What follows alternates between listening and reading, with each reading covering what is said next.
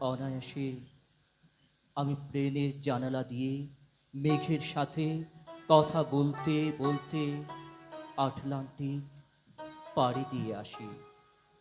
ব্রাসেলসে এসে প্রবল ধারাবর্ষণের মধ্যে আমি বৃষ্টির ভাষা বুঝি।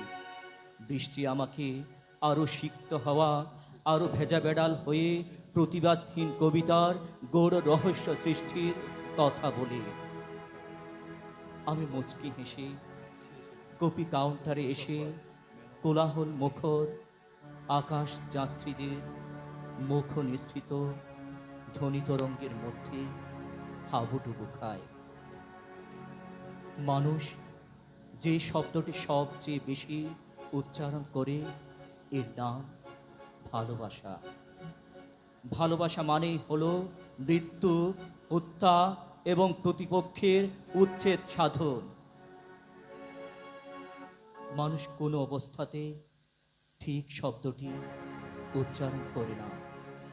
তারা প্রতিহিংসাকে লুকিয়ে রাখতে প্রেম শব্দটি ব্যবহার করে। প্রেম মানে হলো গুপ্ত হত্যার আয়োজন।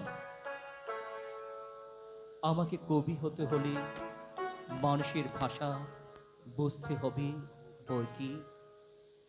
আমি কি জানতাম প্রিয়জনের উচ্চারিত প্রিয়তম শব্দের মানে হলো শুয়োরের বাচ্চা?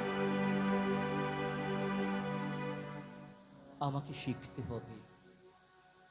যেমন আমি একদা বৃক্ষের আওয়াজ থেকে অর্থ বের করে নিতাম, নদীর কাছ থেকে রপ্ত করেছিলাম তরঙ্গের ভাষা। আমি ক্ষুদ্র সাপের হিসহিসানির মধ্যেও কোনো জটিলতা দেখি না। কিন্তু মানুষ যখন রাজনীতি, মানব কল্যাণ ও গণতন্ত্রের কথা বলে, তখন যেন মনে হয় একটা আস্ত দেশকে কতিপয় গোড়ার্থবাদী পেশাজ ছারখার করে দিচ্ছে। মানুষের ভাষার মতো দুর্বোধ্য পৃথিবীতে আর কিছু না।